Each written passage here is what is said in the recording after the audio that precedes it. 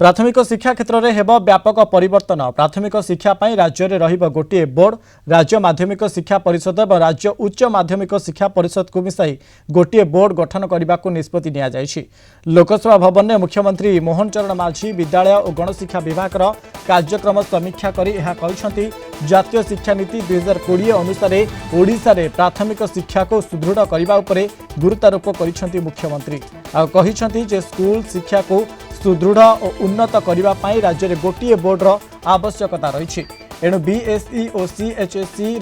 गोटे बोर्ड गठन पर निष्पत्ति होइछि। सेपरि स्कीमाटिक प्राथमिक शिक्षक मानक नियमित करने उपरे मुख्यमंत्री गुरुत्वारोप करिसंति। राज्य में वर्तमान 1,60,319 शिक्षक पदवी रही बेले आउ 39,366 पदवी सृष्टि करा जिवो। तेणु यह समस्त पदवी को मिसाई आसंता 3 वर्ष में 44,433 पदवी पूरण पर मुख्यमंत्री निर्देश देते। तेज यही क्रम में वर्ष को प्राय 15,000 पदवी पूरण होगी जमापड़ी। सेपटे प्रथम रु अष्टम पिला मागणा पाठ्यपुस्तक दि जाउथुवा बेले एणिकी नवम और दशम श्रेणी सबु पिला मागणा पाठ्यपुस्तक जोगाई दिया निष्पत्ति होइतिला। सेपरि हॉस्टेल में रोहुवा पिलांक पई एएनएम नियुक्त कराजिबाकू मुख्यमंत्री परामर्श देथिले। या सहित एनसीईआरटी ढांचा रे एससीईआरटी को विकसित करने पई पदक्षेप नियाजियो बोली निष्पत्ति होइतिला। लोकसभा भवन में आयोजित बैठक में विद्यालय और गणशिक्षा मंत्री नित्यानंद गंड, मुख्य शासन सचिव मनोज आहूजा, मुख्यमंत्री प्रमुख सचिव शाश्वत मिश्र, अर्थ विभाग प्रमुख सचिव संजीव मिश्र, विद्यालय और गणशिक्षा सचिव शालिनी पंडित, ओसेपार निर्देशिका अनन्या दास और विभाग वरिष्ठ अधिकारी माने उपस्थित रही। जोड़ी दक्षिण ओडिशा मुख्य प्रकाश पटनायक। प्रकाश, ये शिक्षा क्षेत्र में एक वैप्लविक परिवर्तन आग को देखा मिली, कौन देखुं किभली घटना को? निहत रूप देखो मनोज आम कहीपर जे तथापि शिक्षा क्षेत्र में एक्सपेरिमेंट चली पिलामानकर पाठ पढ़ा को लेकिन तेबे सबुठारु गोटे बड़ खुशी खबर है पिलामानंपाई जे गोटे बड़ संस्कार आसवाई जाऊँगी जहाँकि खोद मुख्यमंत्री मोहन चरण माझी घोषणा करछंती जे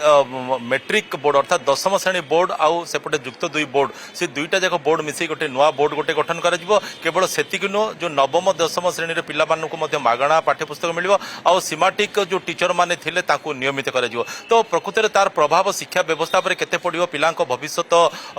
पाठ्य खसड़ा पर केते पड़ियो से नहीं आलोचना करने आम सहित किसी शिक्षाविद जोड़ी होती। सर प्रथम आपन जानापी चाहिए जो दुईटा जाक बोर्ड को मिसई गोटे बोर्ड गठन करने मुख्यमंत्री जो निष्पत्ति नहीं घोषणा करते तार प्रभाव कौन पड़े?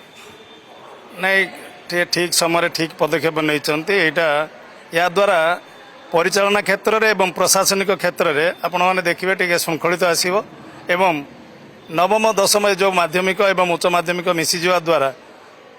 समस्ते सचेतन रे जे नवम रु से पिलाटा माने जुक्त 2 पर्यंत पढ़िया पर्यंत दायित्व गोटे प्रशासन हाथ में गोटे परिचालन हाथ में गोटे शिक्षा आयतन भितर जब रहा तो यार प्रभाव भल पड़ो।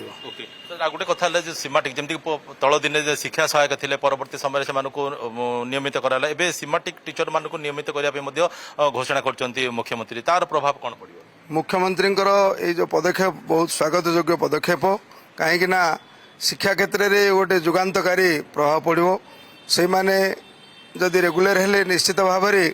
शिक्षार गुणात्मक मान बढ़ो ता संगे संगे पिला मंगल हम